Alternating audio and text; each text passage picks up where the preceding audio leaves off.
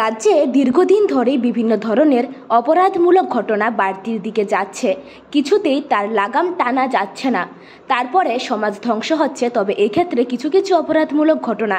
সচেতনতার অভাবে হচ্ছে এবং এই ধরনের অপরাধ থেকে বিরত থাকতে এমন অনেক জায়গা রয়েছে কারো তরফ থেকে সচেতন করা হয়নি। অপরাধমূলক ঘটনার মধ্যে বাল্যবিবাহ,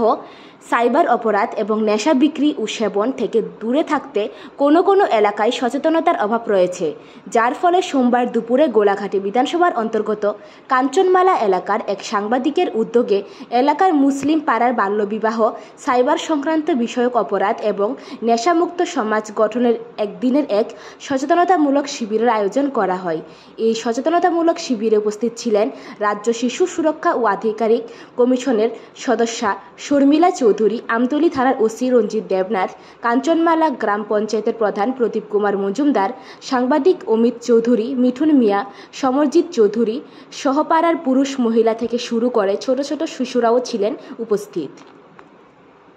এখানে আমাদের ওসি সাহেব উপস্থিত আছেন আমতলী থানার, এবং এখানে এলাকার বিশিষ্ট ব্যক্তিগণ যারা উপস্থিত আছেন। তো গ্রামবাসীদের নিয়ে আজকে একটি সচেতনতা শিবির অনুষ্ঠিত হয়েছে। তো আমাদের তরফ থেকে, মানে রাজ্য শিশু সুরক্ষা অধিকার কমিশনের তরফ থেকে মূল উদ্দেশ্য যেটা ছিল সেটা হলো বাল্য বিবাহ, যেটা আমরা আজকে এতক্ষণ আলোচনা করলাম, এবং এখানে যারা উপস্থিত ছিলেন সবাই এটা নিয়ে অবগত হয়েছেন,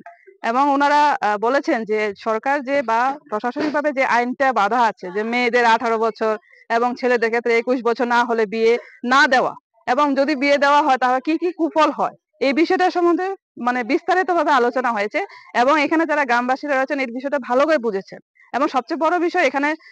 এই বিষয়টা থেকে উত্তরণের একটাই উদ্দেশ্য বা একটাই লক্ষ্য যে শিশুদেরকে স্কুলে পাঠাতে হবে, যাতে শিক্ষার আলোর মাধ্যমে ওরা নিজের পায়ে দাঁড়ায় এবং সমাজের কুফল থেকে ওরা দূরে থাকে, এবং এই যে বাল্যবিবাহ থেকে অনেকটা দূরে থাকে এবং সমাজে একটা প্রতিষ্ঠিত হয়। আমরা এটাই বার্তা এখানে দিয়েছিলাম, এবং আগামী দিনেও আমাদের এরকম প্রচেষ্টা চালু থাকবে প্রত্যেকটা গ্রাম সভায় এবং